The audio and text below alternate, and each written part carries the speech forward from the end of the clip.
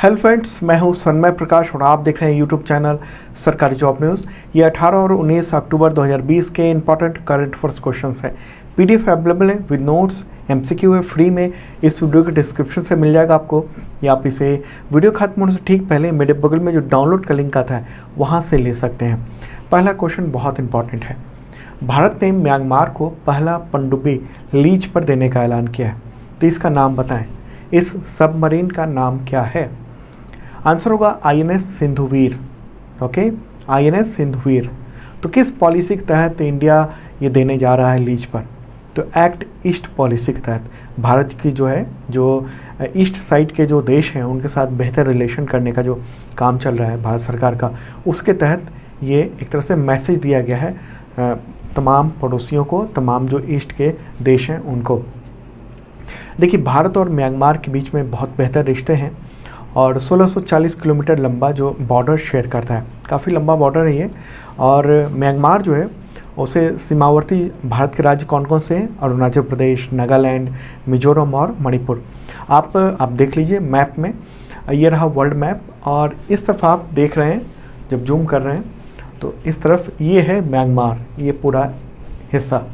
Okay, तो ये है म्यांमार और उससे भारत का बहुत लंबा सीमा रेखा है। ओके, अब बॉर्डर पर लोग ट्रेडिंग भी करते हैं, व्यापार करते हैं बहुत अच्छे खासे में। तो अब बात करते हैं आईएनएस सिंधुवीर के बारे में। तो ये जो सबमरीन है वो भारत की एक नेवल डिप्लोमेसी का भी एक पार्ट कहा जा रहा है इसको, और ये इंडिया जो है उसको बेच नहीं रहा है बल्कि लीज पर दे रहा है। कितने वर्षों का है ये अभी गवर्नमेंट ने नहीं बताया है। ओके, हालांकि ये रिन्यूअल होता रहेगा, ऐसे बात सामने आ रही है। तो ये जो सिंधुवीर है, आईएनएस सिंधुवीर, जो ये क्या है इसके बारे में थोड़ा जान लेते हैं। ये kilo class diesel electric submarine है।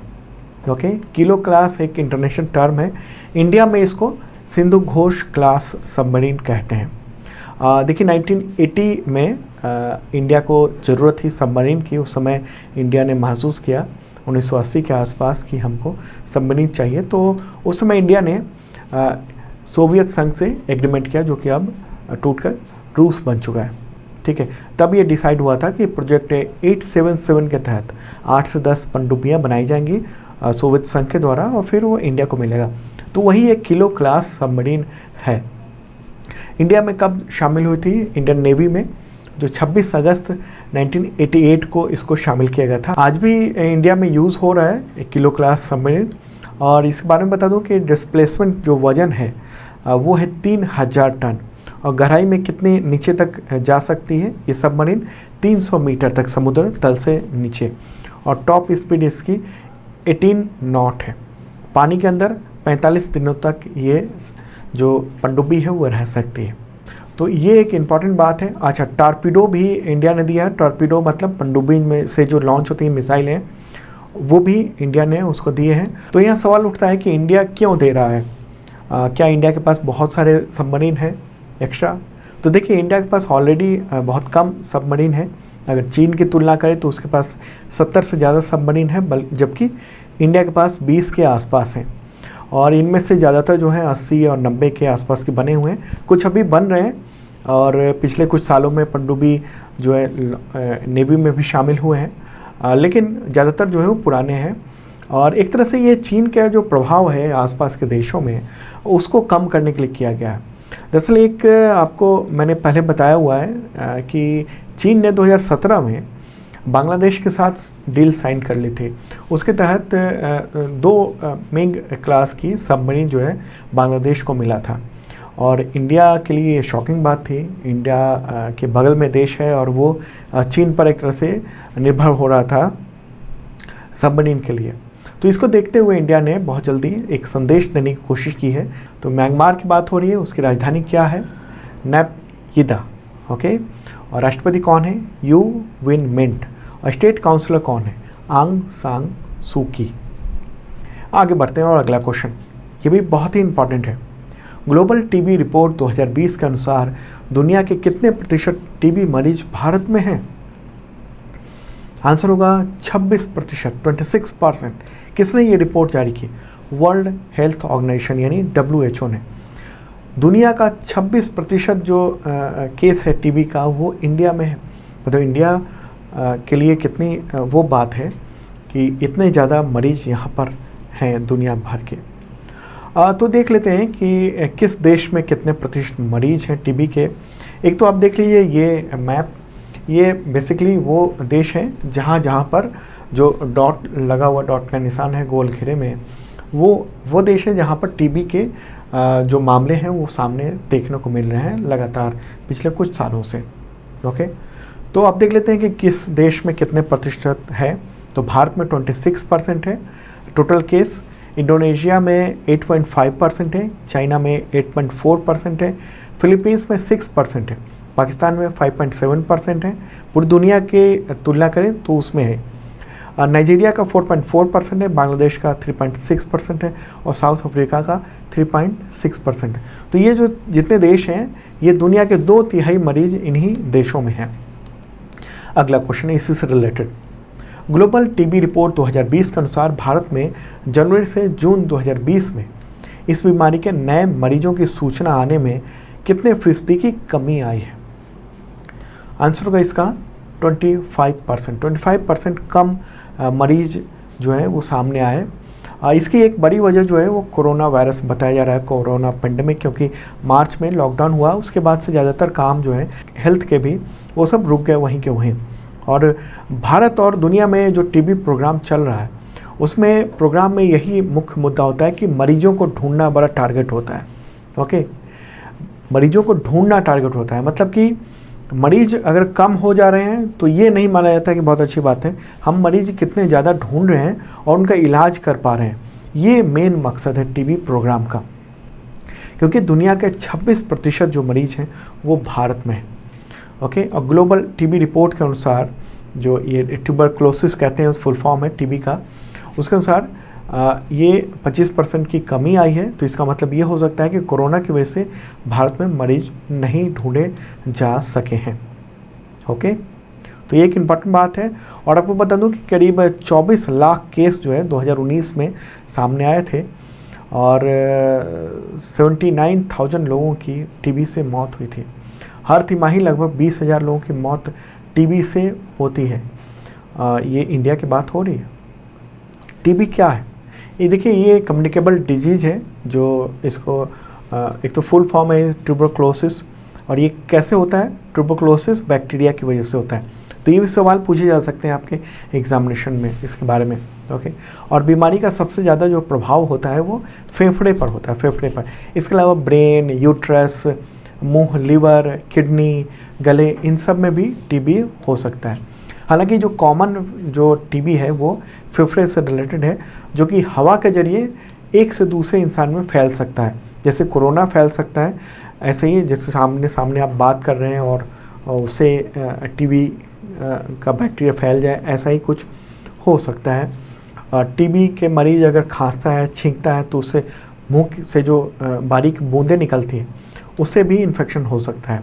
ओके, हालांकि फेफड़े के अलावा जो दूसरे टीबी हैं वो दूसरे में नहीं फैलती है, उसको वो कम्युनिकेबल डिजीज नहीं होता है। अगला क्वेश्चन लेते हैं, ये भी इंपॉर्टेंट है। उससे पहले बता दूं कि 2020 का जनवरी से सितंबर तक का करंट अफेयर्स अवेलेबल हो गया है और उसका इंग्लिश वर्जन भी आ गया है, तो आप देख सकते हो। टोटल है, तमाम एग्जामिनेशन में काम आएगा। MCQ है, साथ में डिटेल है। डिटेल इतना सारा है कि तमाम एग्जामिनेशन आपके कवर हो सकते हैं। जरूर देखना, डिस्क्रिप्शन में 2019 का भी करंट अफेयर्स अवेलेबल है और उसका बुक भी है अमेजन पे।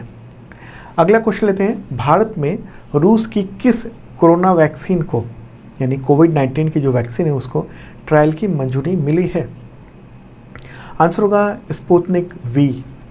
Okay, drug controller general of India ने, यानी DCGI, उसने रूस की वैक्सीन के सेकेंड और थर्ड ट्रायल की मंजूरी दे दी है। कौन करेगा ये ट्रायल? तो डॉक्टर रेड्डीज लेबोरेटरीज लिमिटेड करेगा। ओके, स्पुतनिक वी ये वैक्सीन है। मार्केटिंग कौन कौन कर रहा है? तो रशियन डायरेक्ट इन्वेस्टमेंट फंड और डॉक्टर रेड्डीज लेबोरेटरी लिमिटेड, ये मिलकर दुनिया भर में इसकी मार्केटिंग कर रहा है और अब भारत में भी इसको परमिशन मिल गई है ट्रायल के लिए। ओके, हालांकि अभी रूस जो है वो और भी वैक्सीन ला रहा है कोरोना वायरस को लेकर। उसने कुछ और रजिस्टर्ड कराया है, जैसे एपीवैक कोरोना इस नाम से भी दूसरा वैक्सीन कराया गया है, और तीसरे वैक्सीन की भी प्रक्रिया चल रही है, तो उसको भी मंजूरी मिल ही जाएगी। आगे बढ़ते हैं, अगला क्वेश्चन लेते हैं। विश्व आघात दिवस यानी वर्ल्ड ट्रोमा डे कब मनाया जाता है? आंसर होगा इसका 17 अक्टूबर। 17 अक्टूबर को मनाया जाता है। ट्रोमा यानी दुर्घटना, चोट, मानसिक बीमारी, इन सब से रिलेटेड है। तो ये जो है ट्रोमा जो होता है वो विकलांगता का सबसे बड़ी वजह बन जाता है कई बार। अगला क्वेश्चन लेते हैं, बहुत ही इंपॉर्टेंट है ये। किस देश के प्रधानमंत्री जेसिंडा अर्डर्न वो दूसरी बार चुनी गई हैं, दूसरी बार विजेता बनी है उनकी पार्टी भी? आंसर होगा न्यूजीलैंड। ओके, बहुत लोकप्रिय नेता के तौर पर सामने आई हैं। न्यूजीलैंड के जो आम चुनाव हुआ है उसमें उनकी पार्टी ने शानदार जीत हासिल की है। कहाँ पर ही है न्यूजीलैंड? आप देखिए, वर्ल्ड मैप देख रहे हैं, वर्ल्ड मैप में ये रहा प्यारा भारत, और वहाँ से जब ऑस्ट्रेलिया की ओर चलेंगे इस तरफ, और ऑस्ट्रेलिया के बगल में ये रहा न्यूजीलैंड, ये द्वीपीय देश है। ओके, तो ये है न्यूजीलैंड, तो यहीं पर वो प्रधानमंत्री हैं जेसिंडा। और आपको बता दूं कि 24 साल के इतिहास में ये पहला मौका है जब किसी राजनीतिक दल को न्यूजीलैंड में इतना बड़ा बहुमत मिला है, उनकी पार्टी को। उनकी पार्टी का क्या नाम है? पॉलिटिकल पार्टी का सेंटर लेफ्ट लेबर पार्टी। तो वो जीत हासिल की है और दूसरा टर्म जेसिंडा को मिल जाएगा और वो फिर से पीएम बन जाएंगी दोबारा लगातार। और आपको बता दूं कि जेसिंडा जो है वो न्यूजीलैंड में वहाँ जो आतंकवाद है उसको कंट्रोल करने, उसके साइड इफ़ेक्ट जो हो रहे थे उसको कंट्रोल करने, इसके अलावा कोरोना वायरस को भी कंट्रोल करने में बहुत बड़ी भूमिका निभाई थी और दुनिया भर में उनकी तारीफ भी हुई थी।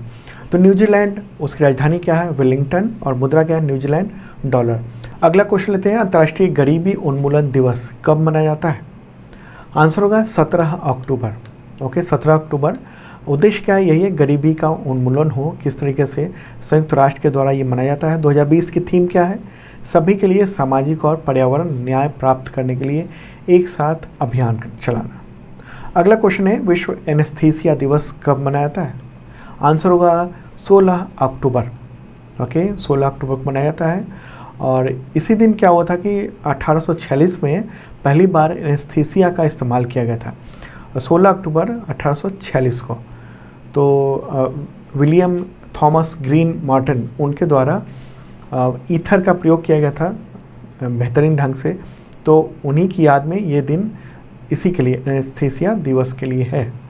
अगला क्वेश्चन है, आविष्कार के पेटेंट के महत्व के बारे में जागरूकता बढ़ाने के लिए बौद्धिक संपदा साक्षरता और जागरूकता शिक्षा अभियान, ये अभियान का नाम है कपिला कलाम, ये कार्यक्रम है। तो किस पूर्व राष्ट्रपति की जयंती पर इसको लॉन्च किया गया, ये आप ध्यान रखना, कपिला कलाम कार्यक्रम। आंसर होगा एपीजे अब्दुल कलाम। पूर्व राष्ट्रपति और वैज्ञानिक डॉक्टर एपीजे अब्दुल कलाम की 89वीं जयंती पर यह शुरू किया गया था। 15 अक्टूबर को केंद्रीय शिक्षा मंत्री हैं रमेश पोखरियाल निशंक, तो उन्होंने ही वर्चुअली इस प्रोग्राम की शुरुआत की, लॉन्चिंग की थी। अगला क्वेश्चन इससे से रिलेटेड है, शिक्षा मंत्रालय ने कब से कब तक बौद्धिक संपदा साक्षरता सप्ताह मनाने का फैसला किया है? Intellectual property literacy week. Answer होगा 15 से 23 अक्टूबर, अभी चल रहा है ये, और शिक्षा मंत्रालय के द्वारा बौद्धिक संपदा साक्षरता सप्ताह के रूप में इसको चलाया जा रहा है। ओके, पेटेंट के बारे में लोगों को एक जागरूकता फैलाने के लिए और रिसर्च को बेहतर ढंग से करने के लिए। अगला क्वेश्चन लेते हैं, 16 अक्टूबर 2020 को किस राष्ट्रीय एजेंसी का 36वां स्थापना दिवस मनाया गया? आंसर होगा राष्ट्रीय सुरक्षा गार्ड यानी NSG। ओके, और आपको बताइए कि NSG बहुत इम्पॉर्टेंट एक आतंकवाद विरोधी एक संस्था है। ओके, मुख्यालय कहाँ है इसका? न्यू दिल्ली में, और डायरेक्टर जनरल अभी कौन है? अनूप कुमार सिंह। अगला क्वेश्चन लेते हैं, किस पड़ोसी देश ने 12 अक्टूबर 2020 को दुष्कर्म के मामले में मृत्युदंड संबंधित अध्यादेश को मंजूरी दी है? मतलब रेप के मामले में मृत्युदंड होगा। Okay, death penalty. आंसर होगा बांग्लादेश। देखिए, बांग्लादेश में अब तक ऐसे मामले में अधिकतम सज़ा जो थी वो उम्र कैद थी। ओके, लेकिन अब ये फांसी की सज़ा एक तरह से दी जाएगी। तो वहाँ पर ये कैबिनेट ने मंजूरी दे दी है। तो बांग्लादेश की बात हो रही, प्रधानमंत्री कौन है? शेख हसीना। राष्ट्रपति अब्दुल हमीद। और राजधानी क्या है? ढाका। मुद्रा क्या है? करेंसी बांग्लादेशी टका। अगला क्वेश्चन लेते हैं, उत्तर प्रदेश सरकार ने महिला सुरक्षा के लिए किस मिशन की शुरुआत की है? आंसर होगा मिशन शक्ति। इसके तहत क्या होगा? प्रदेश भर में शोहदे और मंचले जो हैं उनको चिन्हित किया जाएगा, उनकी धरपकड़ की जाएगी। हालांकि ऐसी ही योजना योगी आदित्यनाथ की जब सरकार बनी थी, पहली बार वो मुख्यमंत्री बने थे, तब लॉन्च हुई थी। उसमें पुलिस को स्पेशल ट्रेनिंग दी गई थी, लेकिन उसका कुछ हुआ नहीं। और अभी जो लगातार उत्तर प्रदेश में देखने को मिल रहा है, दुष्कर्म के मामले में देखने को मिल रहा है, तो इस वजह से मुख्यमंत्री योगी आदित्यनाथ ने ये एक नई स्कीम या कहें नई जो है मुहिम शुरू की है। ओके, आगे बढ़ते हैं और अगला क्वेश्चन लेते हैं। भारतीय मूल के शिक्षाविद श्रीकांत दातार, उनको किस स्कूल का डीन नामित किया गया है? आंसर होगा हार्वर्ड बिजनेस स्कूल। डीन मतलब वहाँ का मुखिया। 1 जनवरी 2021 से यानी अगले साल से वो पद संभाल लेंगे। ओके, अगला क्वेश्चन लेते हैं। किस राज्य सरकार ने हाल ही में जल परीक्षण के लिए मोबाइल वैन सेवा शुरू की है? वाटर की टेस्टिंग होगी, लेबोरेटरी मोबाइल। आंसर होगा हरियाणा। ओके, हरियाणा में ये शुरू किया गया है। मुख्यमंत्री कौन है? मनोहर लाल खट्टर। तो दोस्तों ये था इंपॉर्टेंट करंट अफेयर्स। कैसा लगा जरूर बताना। PDF अवेलेबल हो गया दोनों दिन का करंट अफेयर्स का, यानी ये 18 और 19 अक्टूबर का। मेरे बगल में क्लिक कीजिए, डाउनलोड कर लीजिए PDF, या आप इस वीडियो के डिस्क्रिप्शन से भी डाउनलोड कर सकते हैं, वहाँ और भी PDF अवेलेबल हैं। और जिन लोगों ने सब्सक्राइब नहीं किया ज़रूर करना, साथ में बेल आइकन दबाना मत भूलना।